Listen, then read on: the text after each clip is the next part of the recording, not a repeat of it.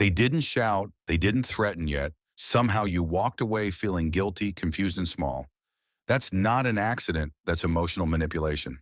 And here's the uncomfortable truth. If you don't detect it fast, you lose control before you even realize a game has started. The Stoics understood this centuries ago. Marcus Aurelius ruled an empire, but he knew something far more dangerous than enemies with swords, people who could control emotions. Because once your emotions are hijacked, your decisions are no longer yours.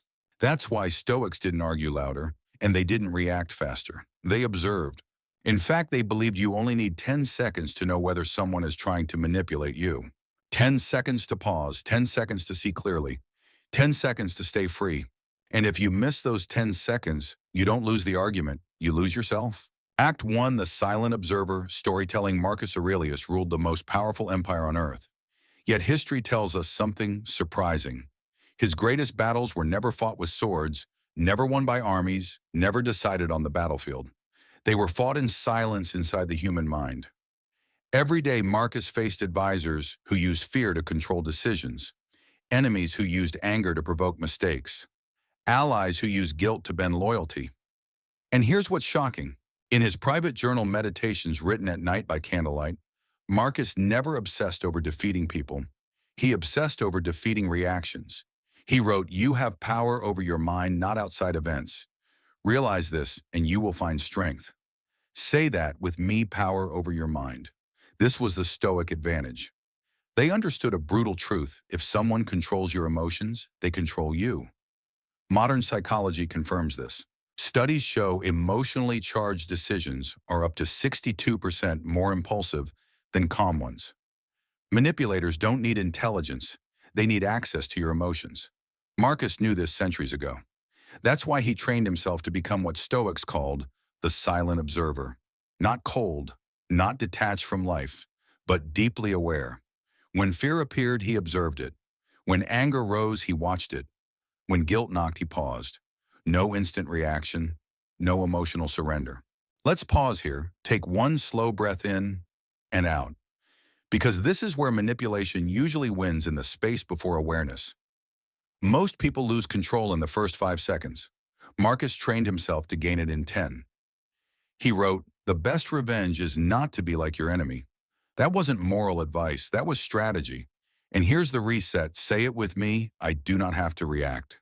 This single sentence has stopped wars, ruined manipulations, and saved Marcus Aurelius from decisions that could have destroyed an empire. In the next part, you'll learn the exact 10-second Stoic test. Marcus used 3 silent questions that expose manipulation instantly. Because once you can see manipulation, it loses its power. Stay with me. Act 2, the 10-second Stoic test. Most people believe manipulation is obvious. They imagine shouting threats or open control. The Stoics knew something far more dangerous. Real manipulation is quiet, it feels personal, and it always happens fast. Marcus Aurelius understood a truth most people still miss today. By the time you feel confused, pressured, or emotionally charged, the manipulation has already succeeded. That is why he did not train himself to argue better. He trained himself to notice faster, not in minutes, not after regret, but within 10 seconds.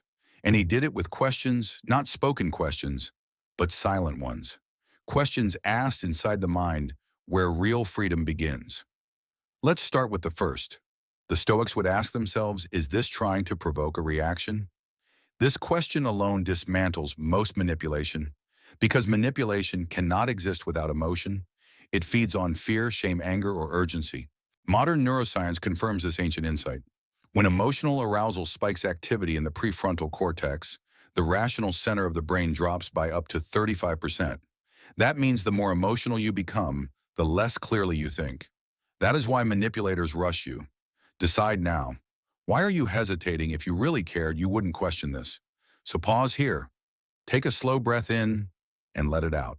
Say it with me quietly in your mind. Pause creates power. Marcus Aurelius wrote, "If you are distressed by anything external, the pain is not due to the thing itself, but to your estimate of it. Not the event, not the words, but your judgment of them. Truth does not rush you. Truth allows space. Manipulation hates space." Now, once the reaction is identified, the Stoics move to the second question. What part of me are they targeting? They understood that every manipulation strikes one of three internal vulnerabilities. The first is ego, the need to feel important, respected, or superior. The second is insecurity, the fear of rejection, loss, or not being enough. The third is the desire for approval, guilt, obligation, emotional debt. Notice how subtle this is. A compliment can be a hook. A disappointed tone can be a weapon. A reminder of everything I've done for you can become a chain, Marcus warned. If you are pained by external things, it is not they that disturb you, but your judgment of them. So when someone speaks, don't only hear their words. Ask yourself what button they are pressing. And when you see it, say it with me, I see the button. Because the moment you see the mechanism, the spell begins to weaken. Let's reset again. One breath in and out. Psychological studies on cognitive reframing show that simple awareness reduces emotional manipulation responses by nearly 70%. Not confrontation, not explanation, just awareness. Now comes the third question, the most dangerous one for manipulators. What happens if I do nothing? This question terrifies manipulation because manipulation survives on response. Anger needs anger. Guilt needs reassurance. Control needs explanation. But silence starves it. Psychologists call this extinction behavior. When a behavior receives no emotional reinforcement, it fades and disappears. Marcus Aurelius lived by this principle. He wrote, "Choose not to be harmed, and you won't feel harmed. Say it with me, now I choose." No defense, no justification, no emotional counterattack, just stillness. And here is what often happens next. The manipulator escalates. They repeat themselves. They reveal urgency. And suddenly you see clearly. You are no longer inside the storm. You are watching it. Now bring this together into the Stoic 10-second practice. When emotional pressure appears, the first 3 seconds are for pausing and breathing. The next 3 seconds are for asking, is this provoking a reaction? And what part of me is being targeted? And the final seconds are for one decisive question. What happens if I do nothing? 10 seconds. That is all. Marcus Aurelius believed this pause separated slaves from free people. Because once you can see manipulation, you cannot be owned by it. Let's take one final slow breath together. In and out. Now comes the hardest part. Not reacting is one thing, but responding without aggression or submission is another. And that is exactly what the Stoics mastered. In the next act, you will learn the Stoic response, not reaction, the calm presence that makes manipulation impossible. Stay with me. Act 3, Stoic response, not reaction. Once you see manipulation, something changes. The fog lifts, the pressure weakens. But here is where most people fail. They notice manipulation, and then they react anyway. They defend. They explain. They try to correct the other person. Marcus Aurelius would not do that.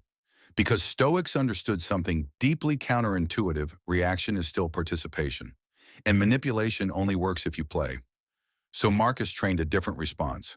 Not confrontation, not submission, but calm, grounded presence. He began with the body. Slow the breath.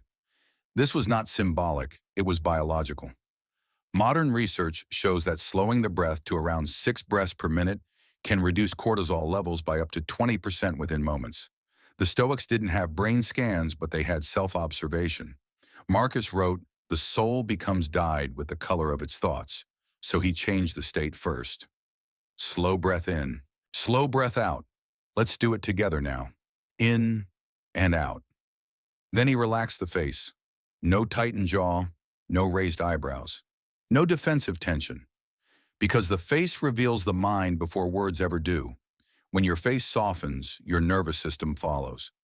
And when your nervous system settles, manipulation loses its grip. Say it with me, calm is not weakness.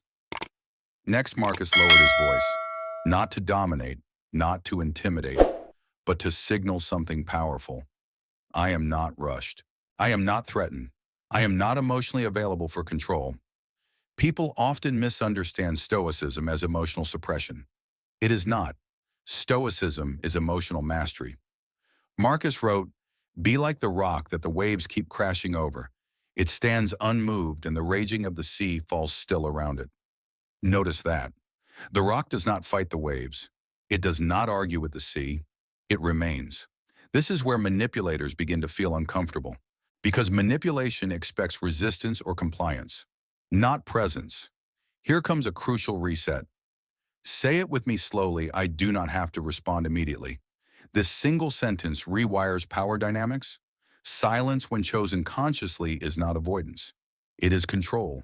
And silence does something remarkable. It forces the other person to reveal intent.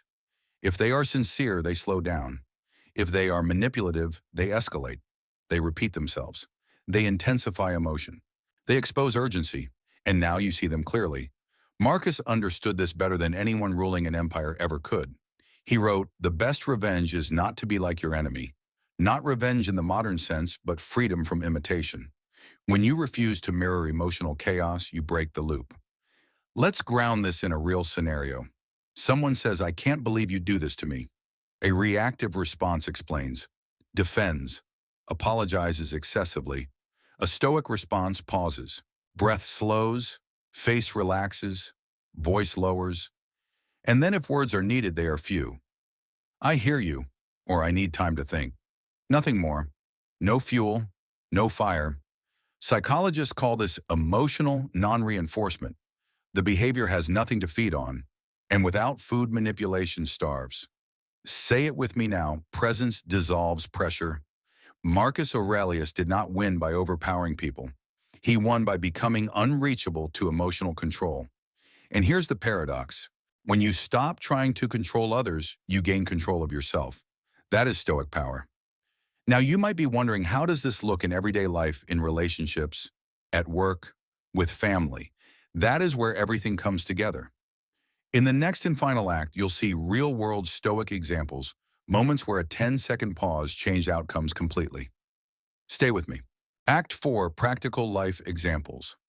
Now let's bring everything down from philosophy into real life, because Stoicism was never meant to stay on the page. Marcus Aurelius wrote his thoughts for himself to survive pressure, power, and people. And the same principles apply today. Let's begin with the workplace. Imagine a meeting where someone says, "We need an answer right now." Everyone else already agrees. This is urgency mixed with social pressure.